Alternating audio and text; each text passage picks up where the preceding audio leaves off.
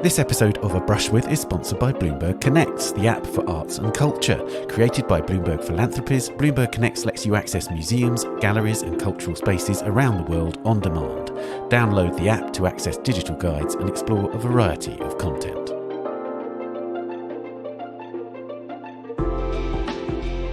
Hello, I'm Ben Luke and welcome to A Brush With, the podcast where I talk to artists about the art, literature, music and other cultural forms and experiences that have shaped their lives and work. And in this episode, it's a brush with Philippe Parreno, a master of exhibition making.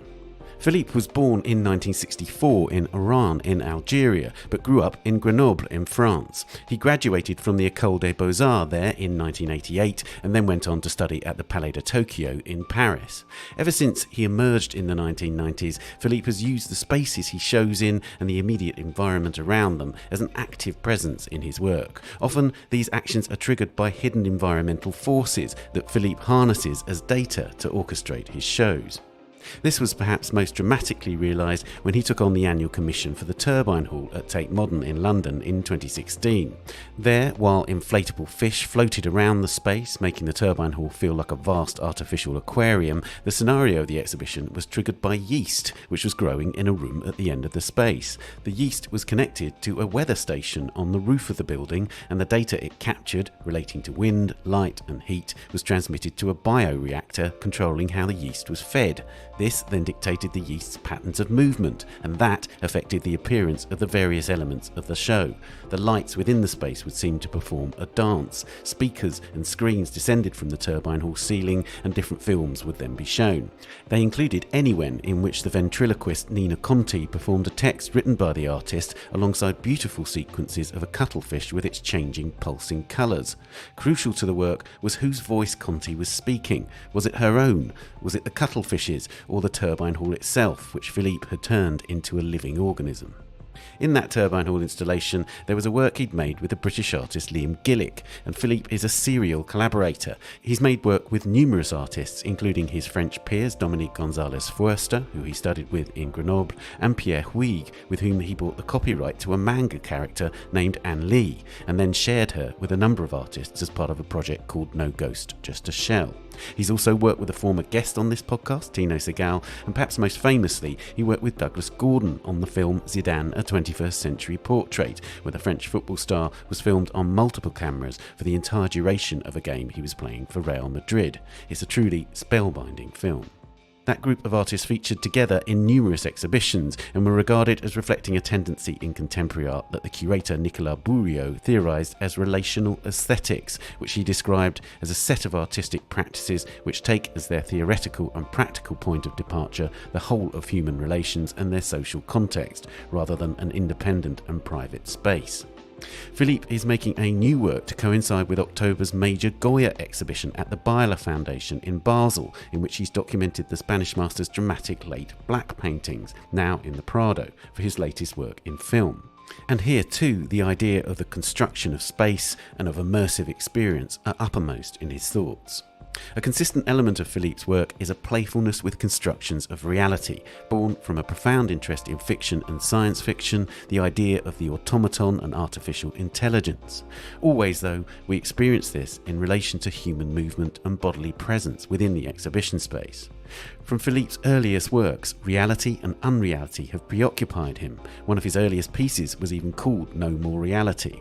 So I began our conversation by asking him, why are perceptions of reality and its construction so vital to his work?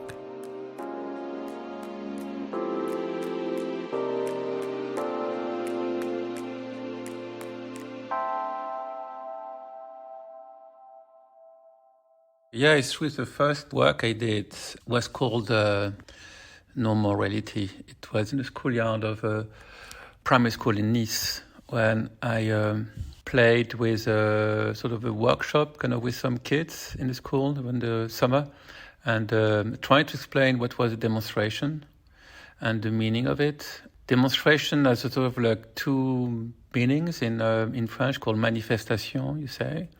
So you demonstrate like you do, like demonstrate for protest, but also you manifest, which is exactly what it says in English, manifestation. So it's something that occurs, right, comes out from nothing. So there was this double aspect of it. And at the time, that was in 1991, 2, I don't remember. But it was at a time where Jaron Lanier was who developed the VPL company with the first data gloves and glasses, to explore, to go through what he coined as being like the virtual reality. The words come from Suryo, but it was kind of like he applied it to what we know now being like the VR world.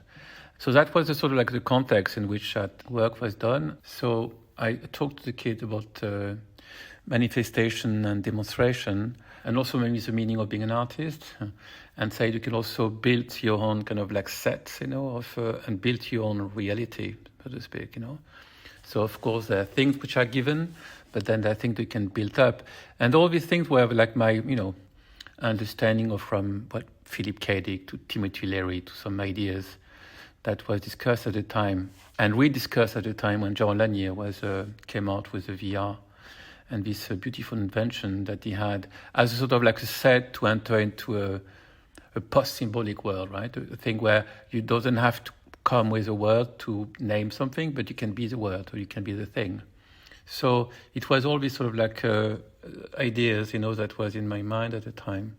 And that came to this renegotiation with the real, so to speak, And so it's too sort of neat, or in fact quite wrong to say it's like a manifesto, but that concern with reality has continued to be something that you've dwelt upon and pondered throughout your work, right? Yeah, there's beings and there's a set of things, as we know now with what you call like the non-human, which is there. But even that is a construction. So everything is constructed in a way, and because we live as human in a cultural world and a social world, is by definition a construction. And I do believe that, to go back to this early demonstration with the kids, that you can in fact declare or pose, determine the set of construction that you will determine as being your reality, And all that meaning that it's always a negotiation between you and the others. And tell me about the first time where you thought of making exhibitions the kind of object, or making the exhibition space a kind of living thing, and the idea of the exhibition being the sort of act of creation. You see, even when I started just after the art school, the first thing that I did was to work with all the young artists like me, and among them was Dominique Gonzalez Forces, which is still somebody I work with and I talk to on a daily basis, But there were some of the artists around me, like Pierre Joseph, Bernard Joessen, sort of different people I used to work and spend a lot of time with. And we all kind of like, declared ourselves being sort of like artists under the condition of exhibition making. So you will discuss the terms of appearance or, of our work within our conversation. And then we'll come out with an exhibition called Hyper or Ozone. And this will be not the name of the group of artists, but more the exhibition that will be entitled like that. And within that group exhibition, to speak, created by us, 5 or 6 of us, then there will be the work that I will do inside. So, it was not my work in the gallery space, it was my work in dialogue with something else. So it was already there, and that was lasted for a while. And after that, it became, in a way, something that I really believed in, that I had to carry on with this conversation idea. And I did spend a lot of time in making only work in collaborations, And that was incredibly beautiful time. In a way, I extended by that the good time that I had in school, like never handing the conversation. So the works were always defined by words, and always open to changes, and things will always appear there like that and appear there differently, So I started to have a sort of a sort of animistic relation to the things that I was doing, and that on one side, and then of course the fact that I was all the artists in my generation, much more inclined to work with time-based objects, rather than to define ourselves in a spatial context, Although, of course, it was both. But, I started to use a camera, not because I wanted to make film, but I wanted to measure an object in time. So there was this relation to time and the fact that things were, and questioning the moment when the thing that I will try to do within that kind of like conversation will appear and disappear. So from the beginning on, there was this sort of things going on, between us, I guess, The first big show that I had was at Musée d'Art Moderne, La Ville de Paris.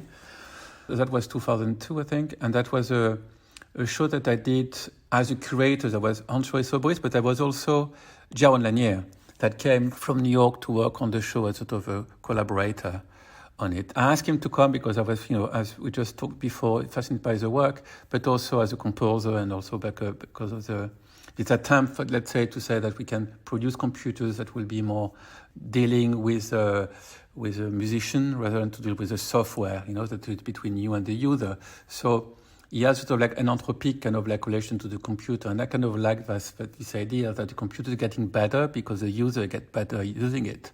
So I thought, can we think about a way to program both kind of like dynamic interface through something which is not like given by by software? So we talked about that for a couple of weeks, and that was the first time in a way I thought about programming an exhibition. So this idea of programming an exhibition, you've talked about it in different ways, but often you talk about it in terms of almost like a musical score. Mm-hmm. But I wonder if is it a looping score or a generative score in a sense, so that it consistently changes? Yeah, it's always been generative. Also, at the beginning, it was much more empirical than maybe the tools that I'm using now. Also, there is, of course, some mathematical correlation, but there's not really algorithm really at work, I mean, I use it maybe once or twice, really.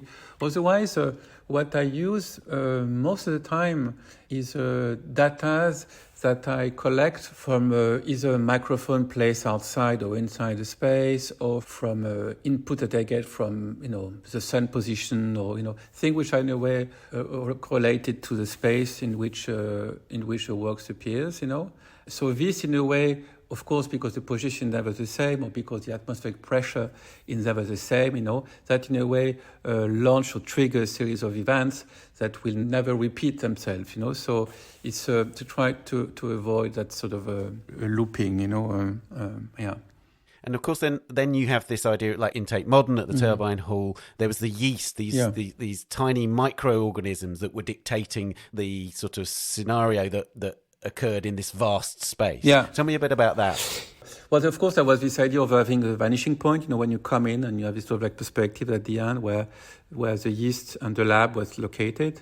So the feeling that you can walk through all this distance, and then between the moment you enter Tate and the moment you go to the end of the Turbine Hall, then you go through this series of events that have been triggered by microorganisms, that will send things that you can't sense, So the entire space became, in a way, sentient to things that you can't perceive, It came out from that kind of like reading, because it's a dead end. You end up to the space where before you had all these machines that now doesn't work. So I replaced those machines by microorganism linked to a bioreactor that will produce and trigger back all these events, into the space, yeah. And then, in a sense, what you're doing is automating buildings or automating architecture, right? Yeah. And of course, you've literally worked with automatons. You filmed the automaton for the writer. Yeah, it's true. Do you see that relationship as a linear one, if you like? Is it, does your interest in animating the inanimate relate directly to the idea of the automaton? Yes, the automaton is a figure that I use. It goes back to even you could say cinema or even before. For example, Leibniz talked about like automation in the way that you can chain a thought to another in a sort of like automatic way. So it was for me a way to take the automaton and begin to say, okay, it's a bit like a pre-form of cinema. How do one in that case, not image, but an event, although it's a bit the same, can produce another one, and then another one. So it was a chain of a reaction, that thing produce another, and produce another. So it's a bit like when you start a conversation or discussion or sentence. So it's a way also to not totally define, the work. You have to go through the entire process until you find out what it was. It's a bit like reading when you read a book or anything that in a way take place in time and space rather than to only taking place in a space. Yeah.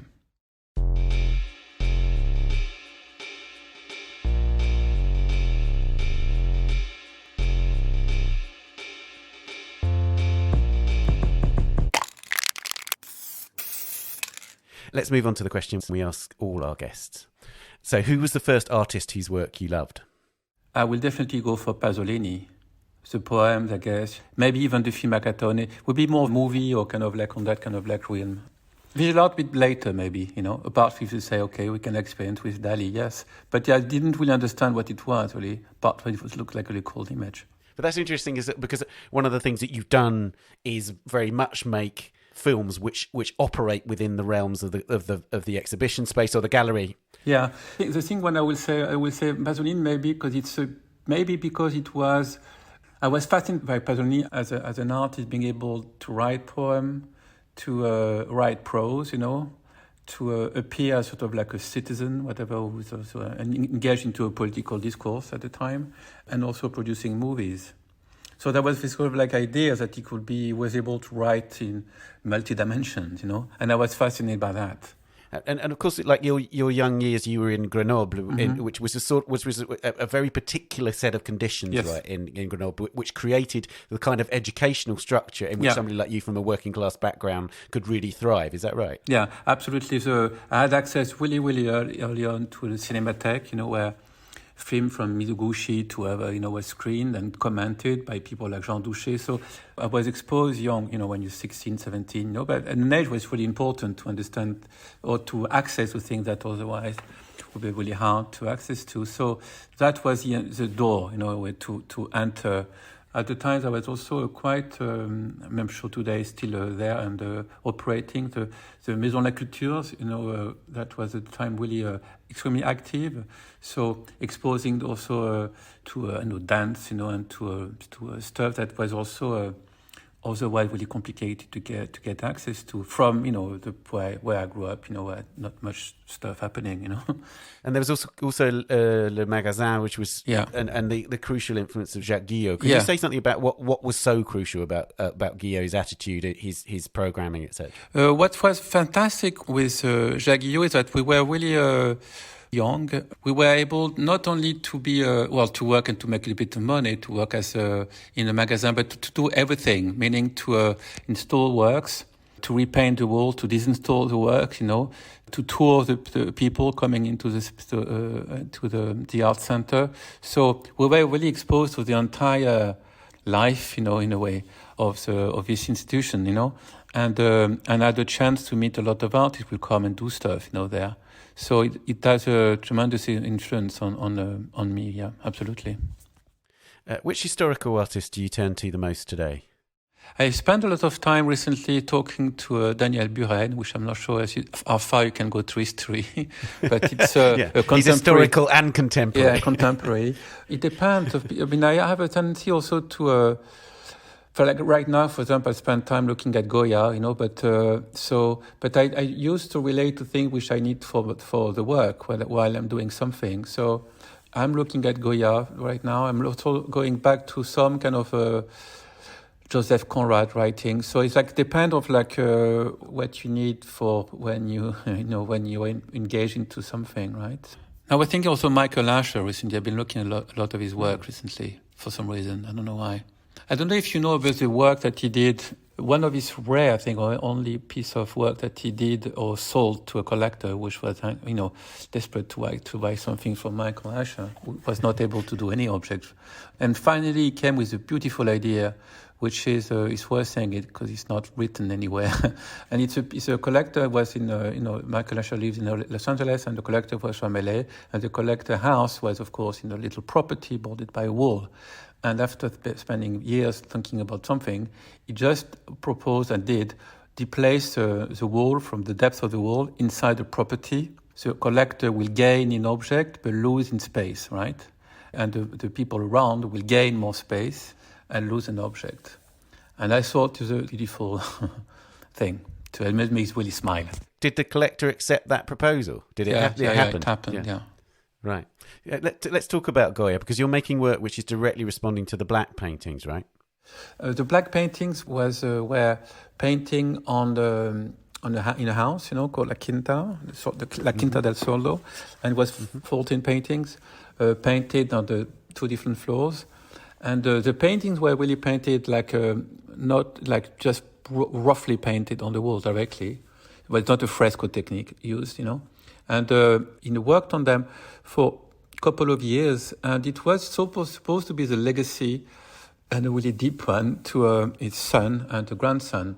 And of course, with the paintings, luckily enough, when the house were demolished, were saved, when were not supposed to be saved, because Goya, who did fresco, never used that technique to preserve, those 14 works.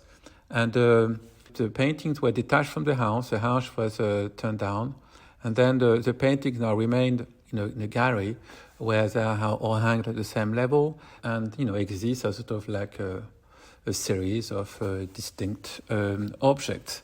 But the point is that it was not done like that. It was done as 14 visual works producing a space, and the space is gone now, so the object remained, which is very often the case. And I thought it could be interesting to try to reimagine the space in between the paintings.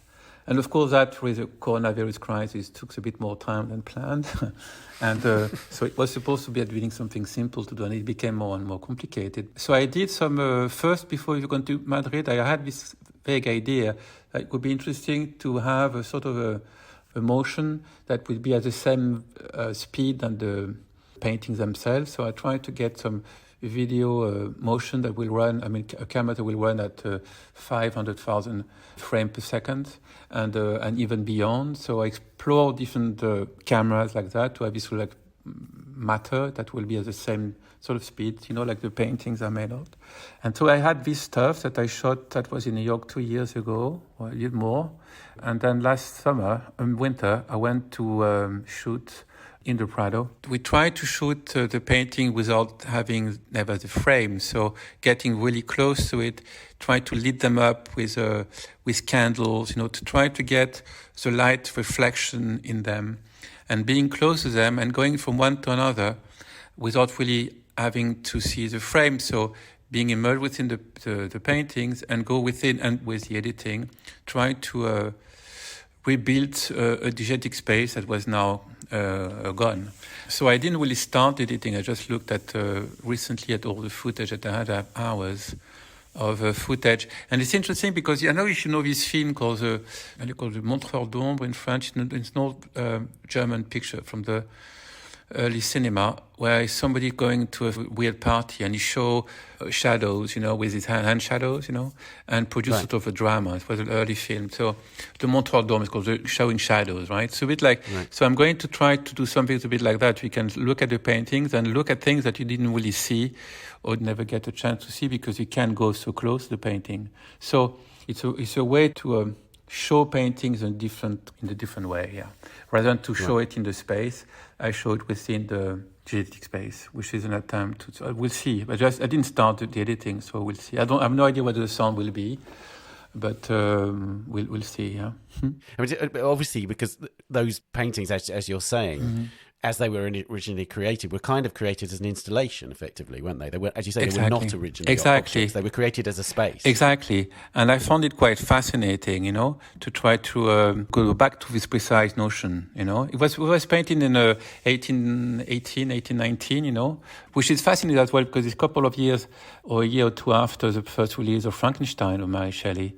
And the year, for example, the year without summer, which was also around the same time, the famous year where the volcano in Indonesia erupted, and then the climate change, and so it's sort of like this idea that we live when we have to go through apocalyptic times. It's not a new idea, and Goya in the paintings is pretty much in touch with that, as was just before Mary Shelley. So there is sort of like a sense of pre-science fiction, kind of something that comes also, which is also something that fascinates me to. As Neil Stephenson says many times, he says, when you write science fiction, not about like writing about in the future, but it's about writing about some event that had happened in another time. It can be a past or a future, it doesn't matter. But it's a game with time. So I'm fascinated by that, altogether. The fact, as you said, that it's already in a way an exhibition, the Black Painting series, but the space is gone, and also something about what we seems to be living or rediscover today, which feels like this notion of like the end of time. It's interesting that you mentioned Shelley, because I know that it's sort of been a long-term, it's an unrealised project of yours, not to get all hands Ulrich on you, but it's an unrealised project of yours that you wanted to do a film about Shelley's and I'm Frankenstein, still working right? on it. I'm still working on it. So I've been thinking about for a while now. In fact, I'm starting again the process of writing it with Adam Thirlwell, and we'll see how it goes. But the main idea around that project is that to do the film from the point of view of the monster, and the monster who doesn't have a name, but is in chapter 2 extremely articulated. He speaks 3 different languages. He's vegan, and he's starting to see the sensitivity that he has, and the compassion that he has. So it's interesting to see his perspective when the cinema made out of it a sort of a cut-out kind of monstrous, unable to talk, brutal being, when in fact, on Mary Shelley's perspective, it was quite the opposite. So to imagine today what could be the point of view of the monster is interesting, because what is that monster if not, as Mary Shelley says herself, when she try to define it, a creature, how can you imagine to exist without being born? So that's kind of like the relation that it's a bit like what we're going to try to explore through that picture. Yeah. Normally at this point I ask which contemporary artists you most admire, but I thought we'd use this moment as a chance to talk about the contemporary artists that you work with, your regular collaborators. Yeah, I'm lucky enough to still have, since I started, with Dominique Gonzalez-Forso, which is still somebody I talk to, or Pierre Wig, or Recruit Travanija, or Liam Gillick, or Douglas Gordon, and I have still a conversation with all these artists. We don't talk about the same thing with everybody, but it's still a really strong connection I have with them. And in fact, one of the things that happened during that time, what we're going through, was maybe the most complicated thing for me was really precisely that, the lack of the thing that we used to do all the time, like say, with Liam, we would meet all the time, just because we had either a group show or like a reason to meet or to cross by, and end up starting a conversation with not reason to start one, but we had to. And that kind of like missing in a way, So there's a bit weird thing that is happening. But that, and also with writers that we talked about, Adam. And so it's an important part of my studio practice, so to speak. Yeah. When I came to research this interview, I found really interesting to me, I found myself conflating works of yours with works by Pierre and work by Dominique, because the thematics are similar, but of course you have individual languages, but in a way even your individual works sometimes appear almost to be collaborations with those artists, because you're covering similar territories. Yeah, but I think we also are different, especially with Pierre now. It's more interesting to find the different than to find the similarities, And I think the grammar is all about that. There's a different level, of course. It's the visual grammar, what do you call it, the formal grammar. But there's something also in the aesthetic, which is like much more deep inside, And so it depends on which level you want to take it, I have connections with all these artists in different ways, That's why maybe the conversations are different, This episode of A Brush With is sponsored by Bloomberg Connects, the app for arts and culture. The app offers access to more than 40 cultural institutions through a single download, with new partners being added every month.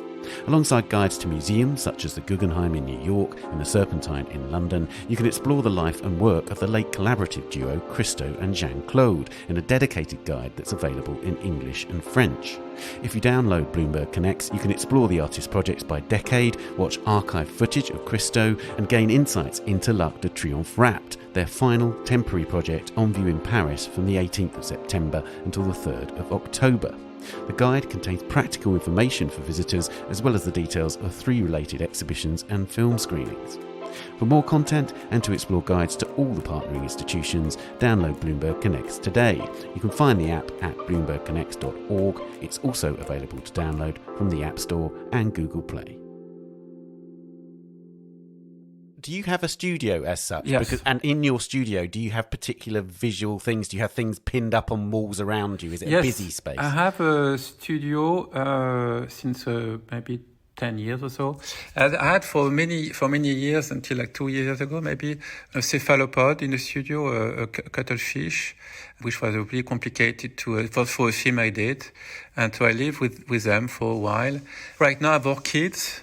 So I like to go to the studio and spend something about, not myself, but I try to inquire in a sort of like really non-scientific way, about other beings. And the orchids are interesting because I try to, to have a series, maybe 20 or 30 of them, and they scent at different time during the day, depending on which insects I want to attract.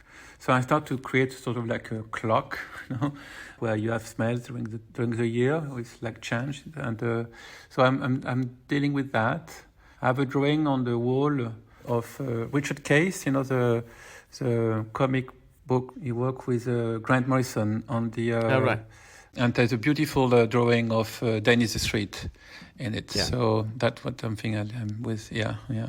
So tell me about Danny the Street, because obviously this has informed a body of work, and of course it's so directly connected with what you do. Danny the Street is a comic character who is an inanimate character, who is a building, an animate building, right? Yes. So Danny the Street was created by Richard Case and Grant Morrison for a comic book called Doom Patrol by DC Comics, and it's a character that it's a sentient street that can exist only by the shop windows that he transforms, and he basically his whole presence is about like the way you look at the street, and so he goes like that. It's a piece of geography, so to speak, that move from one street to another and change the street, entirely. So it's quite festive and speaks through the banners to whatever, and quite fascinating. Character. So, and I think he comes from a famous British comedian called Danny LaRue. It was a transvestite. So Danny LaRue is the street. It's also a transvestite sentient street. I met Grant Morrison years ago for a show that curated in Dublin, and we had a conversation about Danny. And he kept to my mind. And when I did the Palais de Tokyo show, I named one of the space after Danny, the street. So, and it became for me a quite beautiful way to think about an exhibition, a sentient kind of piece of geography. Right. So, and the work that you're doing is at Luma in Arles. Yeah. It's called Danny the Street. So tell us what it consists of. It's called Danny, but it's an homage of Danny the Street, and it's a space. It's one space within another. So you have the proper architectural space, which is called Danny, and you have a video screen and a couple of other elements in it, and that things that live, do what they do as an exhibition space, and they live together. They talk to each other, all these different objects or elements present in it. And then you have from time to time a film, which is screen. So that's another space. It's a space where it's like an hour and a half. And in that film, basically, it's a montage of all the films that I did. So it's another exhibition space, which is this time totally diegetic, where all these films are merged together to produce another narrative. And it's not chronological, and it's just basically following up an idea of going through different characters, which I will then determine sometime or determine when talks about Marilyn Monroe. It's clearly her, but otherwise it's sort of like subjects that are there floating within that hour and a half of a film. A subject that is sometimes present really clearly, sometimes more evanescent, but then after a while, and because of the sound, the way I treated the sound, you understand that the subject are in a way it's not in the screen, but with you looking at itself, So it's all about sort of like this relationship between what happened, like we did, for example, with Pierre Huic, the little manga character, when what happened to be in the screen comes into the real space and start to share a moment with you. So it was supposed to be an object, start to become now a subject looking at itself and reflecting itself, which is a bit what we are also doing. So we share the same time with the thing that you see here.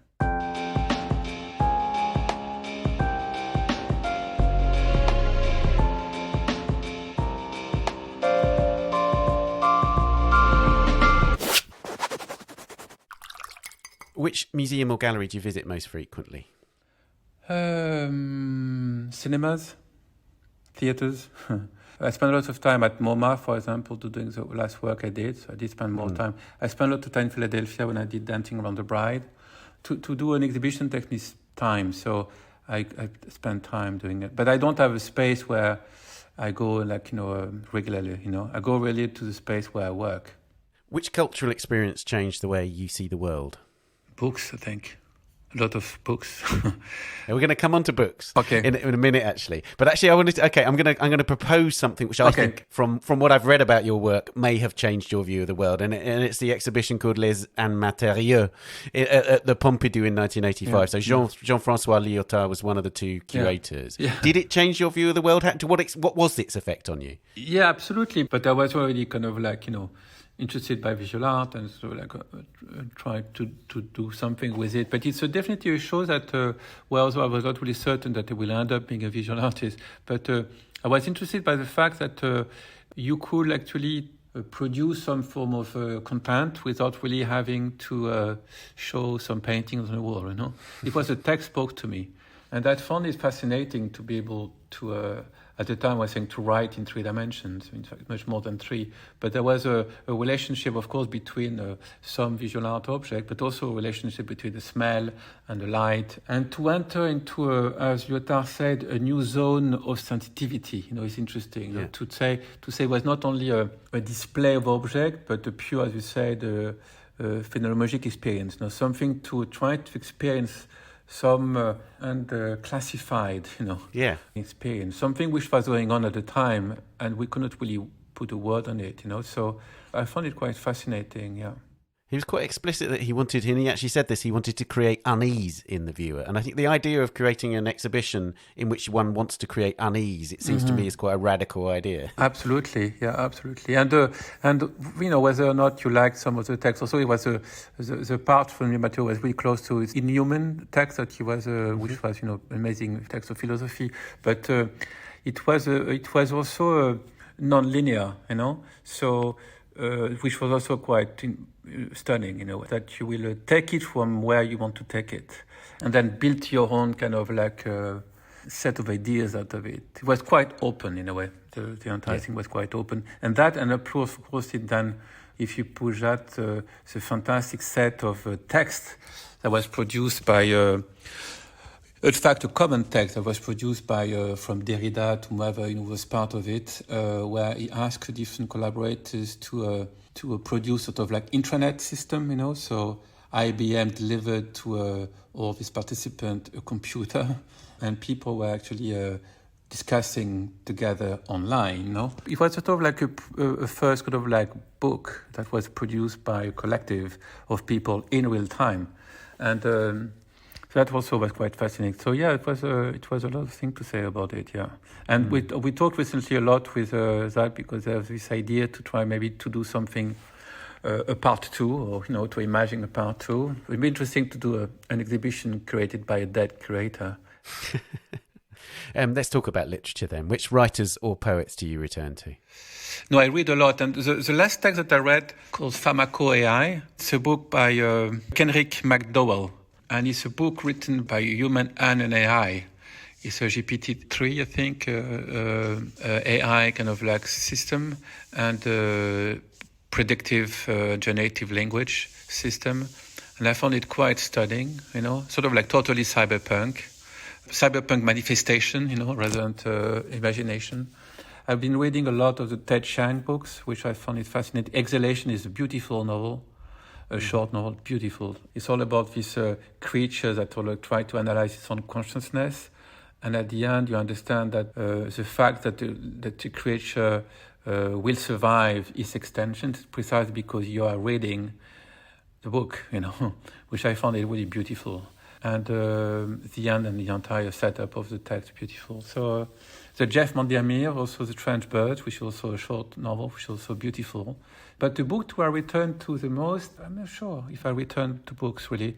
If I reread part of it, I say, well, it's not in the book really. So like, it was in my mind, So I wanted to talk to you about one piece which connects to literature, and it was one of the most profound pieces I've seen by you, and it was so easily missed if you didn't know it was there. And it was a piece you did for the Lorca House. Oh yeah, it was basically like breath on a window, and it was so evocative of Lorca's experience in the interior of that space, but also how deeply political and threatening his poetry and plays were to an authoritarian regime. Oh, you saw that? Fantastic. Yeah, it was such a beautiful piece. Can you say something about that? And how much did you have to inhabit Lorca's world in a way in order to think that was the right way to kind of negotiate that such a rich vein of poetry and language? Yeah, kind of like I asked questions about the house and the way Lorca for a visit that I had in the house, and I can't remember now. It was down the staircase. That was a little window.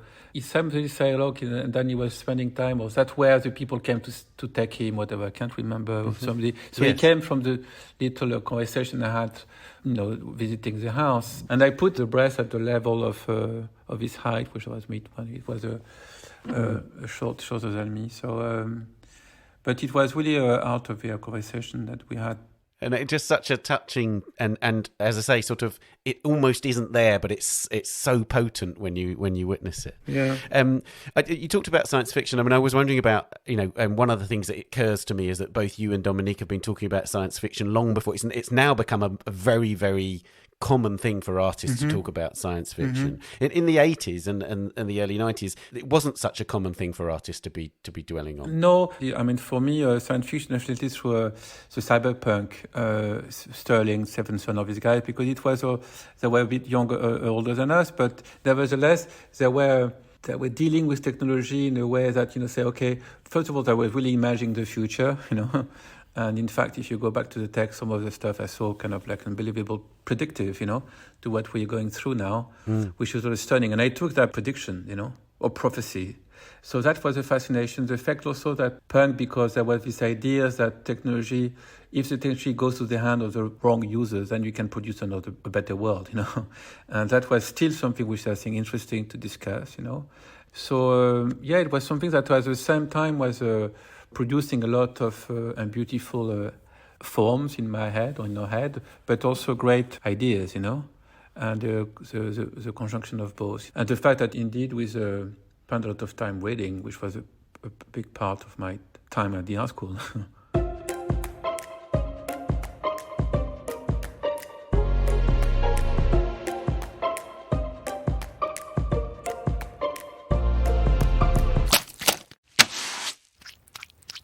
Let's talk about music. What music or other audio do you listen to as you work? I'm working right now with Marko Nikojevic, which is a beautiful, fantastic composer, Serbian composer. So I've been listening to a lot of course, his stuff, but also things related like spectral music or stuff which are in that kind of like realm. It's again, for me, I listen to the stuff that I'm working with at the time when I'm working on a project.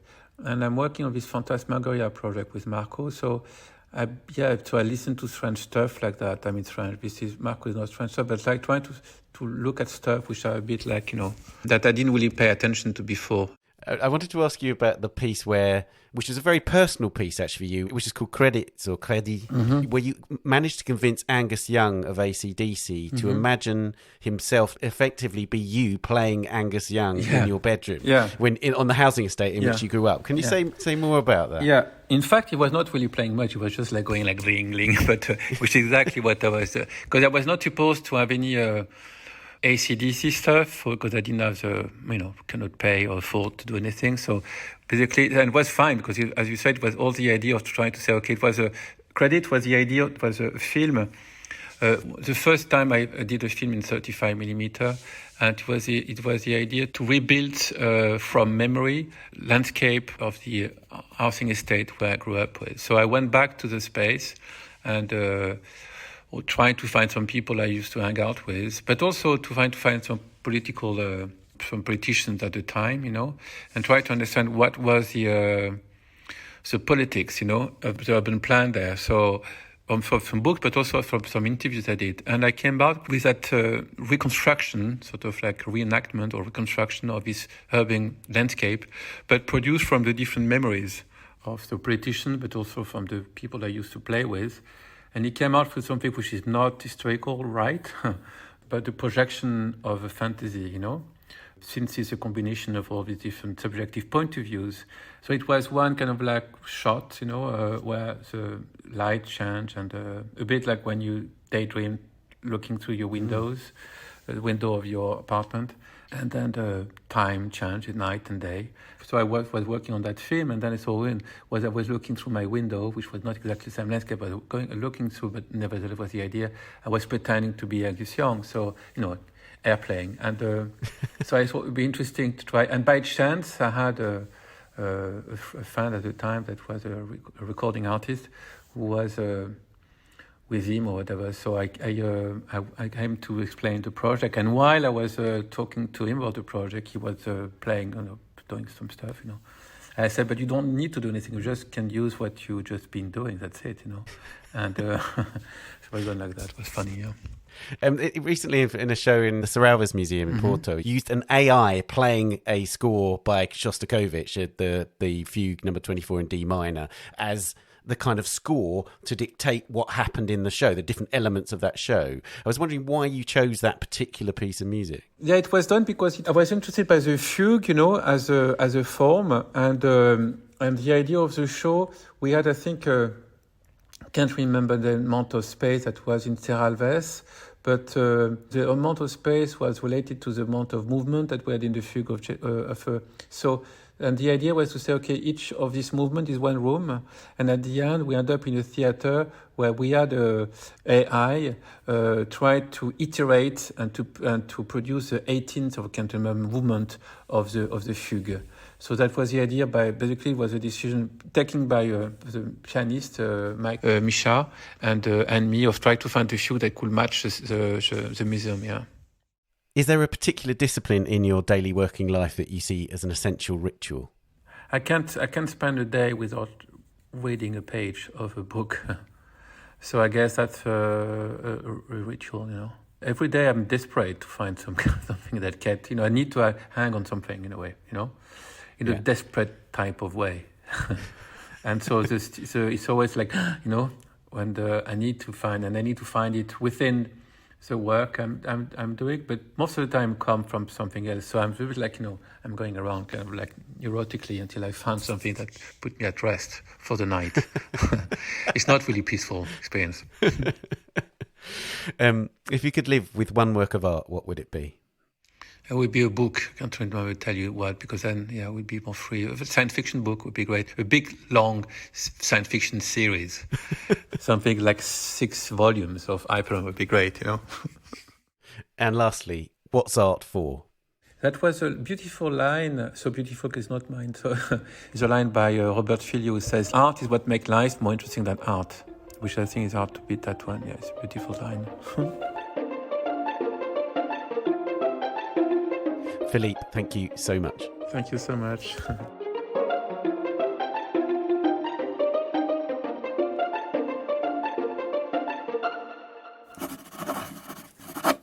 Philippe Parreno's Goya is at the Guiller Foundation in Rien near Basel from the 10th of October until the 23rd of January 2022. And you can see Danny No More Reality now at Luma in Arles in France.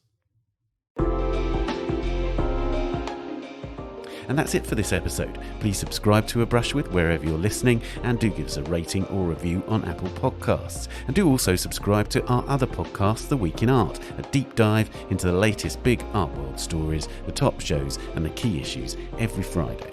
We're on Twitter at Tan Audio and on Facebook and Instagram, of course. Production, editing and sound design on A Brush With are by David Clack, and the producers of the Art Newspaper podcasts are Julia Michalska and Amy Dawson. Thanks to Henrietta Bentel, Daniela Hathaway and Kabir Jalla, and huge thanks to Philippe Parreno and Gillian McVeigh. See you next week.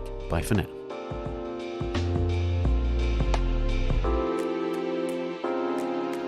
This episode of A Brush With is sponsored by Bloomberg Connects. Download Bloomberg Connects today and discover cultural institutions on demand.